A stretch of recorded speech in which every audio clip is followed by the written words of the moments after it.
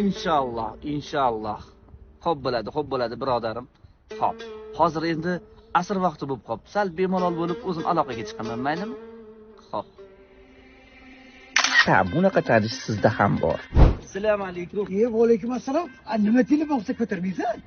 Odamda farosat bo'lish kerak. Qishin vaqtda telefon qilsanglar ko'tara olmayman, ibodatda bo'laman. Soat 12:30 1:30gacha bezovta qilmaydi, iltimos. Prikin shom vaqtida SMS yozib, qanaqa javob yozishim mumkin?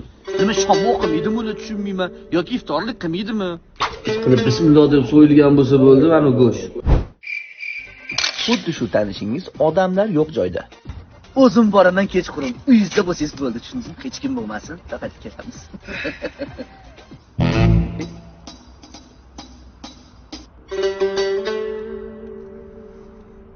Shunaqalar ko'payib ketdi-da.